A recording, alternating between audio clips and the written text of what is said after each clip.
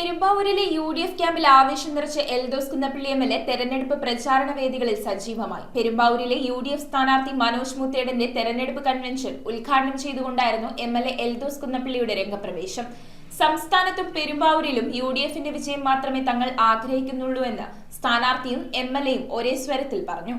കഴിഞ്ഞ ദിവസങ്ങളിൽ ഉയർന്നുകേട്ട ചർച്ചകൾക്കെല്ലാം വിരാമമിട്ട് പെരുമ്പാവൂരിലെ യു.ഡി.എഫ് സ്ഥാനാർത്ഥി മനോജ് മൂത്തേടന് വേണ്ടി വോട്ടഭ്യർത്ഥിക്കുവാൻ എൽദോസ് കുന്നപ്പള്ളി എത്തിയതോടെ യു.ഡി.എഫ് ക്യാമ്പിന് വലിയ ഉണർവായി. പെരുമ്പാവൂർ നിയോജക മണ്ഡലത്തിൽ ആദ്യമായി യു.ഡി.എഫിന്റെ നേതൃത്വത്തിൽ ഒക്കലിൽ സംഘടിപ്പിച്ച തെരഞ്ഞെടുപ്പ് കൺവെൻഷൻ ഉദ്ഘാടനം ചെയ്തത് എൽദോസ് കുന്നപ്പള്ളിയാണ്. എന്ത് തന്നെ സംഭവിച്ചാലും പെരുമ്പാവൂരിൽ യു.ഡി.എഫ് സ്ഥാനാർത്ഥിക്ക് വലിയ വിജയം ഉണ്ടാകണമെന്ന് കുന്നപ്പള്ളി വേദിയിൽ പറഞ്ഞു. യു.ഡി.എഫ് അധികാരത്തിൽ വരുമ്പോൾ ഇടതുപക്ഷത്തെ പലരും വരിയായി ജയിലിലേക്ക് പോകുന്ന കാഴ്ച കാണാമെന്നും എൽദോസ് കുന്നപ്പള്ളി വ്യക്തമാക്കി.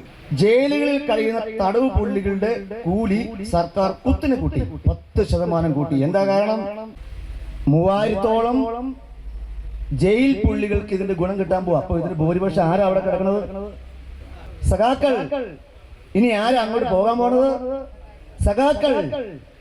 മുഖ്യമന്ത്രിയും മന്ത്രിമാരും അടക്കമുള്ള ആളുകൾ ഈ ഇലക്ഷൻ കഴിഞ്ഞ് യു.ഡി.എഫിന്റെ ഇലക്ഷൻ കഴിഞ്ഞ് അധികാരം വരുമ്പോൾ വാരി ആയിട്ട് ജയിലിലേക്ക് പോകുന്ന കാഴ്ചയാണ് നമുക്കിവിടെ കാണാൻ കഴിയുക. സ്ഥാനാർത്ഥി മനോജ് മൂത്തേടൻ, കോൺഗ്രസിന്റെയും യു.ഡി.എഫിന്റെയും നേതാക്കൾ തുടങ്ങിയവർ വേദിയിൽ സംസാരിച്ചു. തനിക്ക് സീറ്റില്ല എന്നുള്ള കാര്യം നേരത്തെ പറയാതിരുന്നതിലുള്ള വിഷമം മാത്രമേ ഉണ്ടായിരുന്നുള്ളൂവെന്നും അതെല്ലാം മാറിയെന്നും എൽദോസ് പിന്നീട് മാധ്യമങ്ങളോട് പ്രതികരിച്ചു.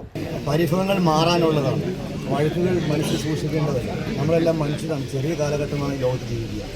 അത് നല്ലൊരു മനുഷ്യനായി ജീവിക്കുക എന്നുള്ളതാണ് എൻ്റെ ചെറുപ്പം മുതലേ ഞാൻ പഠിച്ചിട്ടുള്ള കാര്യമാണ്. അല്ലാതെ എന്നും വഴക്ക് പറയുക, മറ്റൊന്ന് ഉന്നയിക്കുക, പാലിക്കുക, ഈ പണിയൊന്നും എന്നെ ലഭിക്കുന്നില്ല. News bureau, Perumbavoor.